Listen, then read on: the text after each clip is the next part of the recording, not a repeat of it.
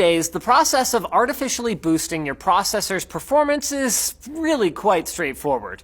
Many motherboards offer a one-click OC of some sort, and for those who want to get their hands dirtier, the most that's often required is a quick boost to the speed and the voltage in your BIOS settings, which takes all of 5 minutes, plus the subsequent stress testing. But, like so many other things in life, this process used to be much more involved in the past. Overclocking didn't begin with modern gamers trying to squeeze a few more frames per second out of the crisis games, but rather, overclocked consumer CPUs actually first hit the scene all the way back in the mid-1980s.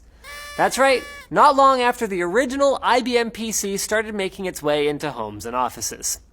The first widespread overclocked consumer CPU wasn't some fancy unlocked model that Intel marketed to gamers, but rather it was the humble 8088, the same chip that was at the heart of the IBM PC.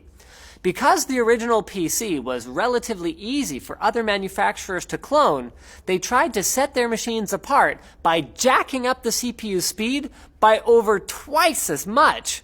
I mean, granted, this was just from 4.7 to 10 megahertz, but come on, it's the mid-1980s.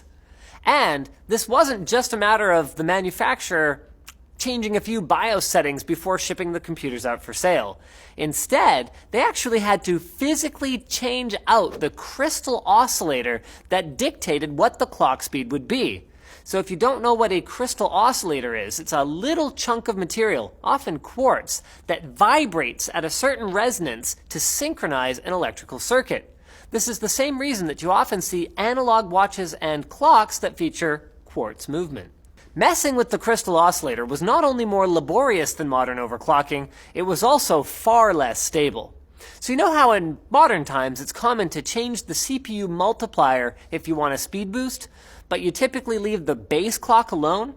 Well, that's because the base clock controls how other components in your system sync up with the CPU. Having a multiplier lets you crank up the processor without interfering with your other stuff.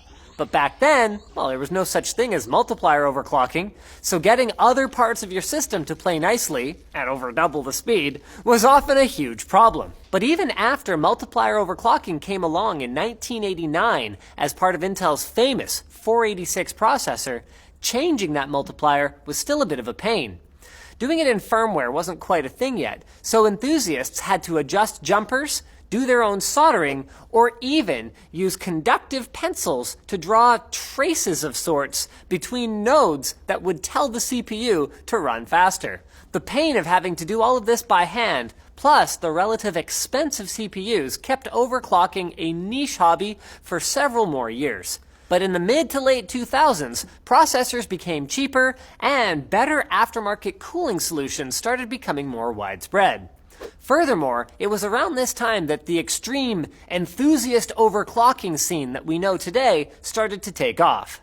CPU clock speeds were growing by leaps and bounds, even out of the box, and people got excited at the prospect of chasing ever higher speeds and smashing world records with setups involving liquid nitrogen and other exotic cooling methods.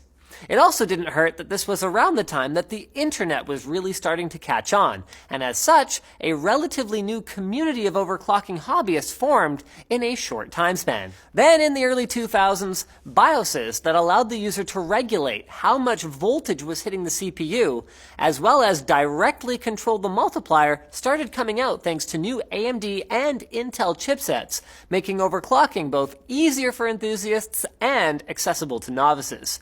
This led to not only the proliferation of overclocking competitions that were getting lots of attention in technology publications, but also to Intel and AMD openly marketing unlocked CPUs with K and X indicating an unlocked model on the Intel side. Though of course, they didn't, and still don't to this day, officially support it, as they don't want to be responsible for thousands of questionable warranty claims. With that said, you can buy extra coverage if you'd like. As for the current day, the design of modern motherboards has gotten us to the point where you don't even need a super exotic model in order to get a decent overclock. With that said, many manufacturers, Intel, AMD, and even on the GPU side, NVIDIA, are shipping their silicon so close to the red line that there's not a ton of overclocking headroom left, at least when we compare to the days of old. And it's for that reason, as well as others, that there are plenty of purists who yearn for the good old days of overclocking and having to physically tinker with the chip or the motherboard. As for me, I don't actually mind being able to set it and forget it, so I have time to pursue my other hobbies.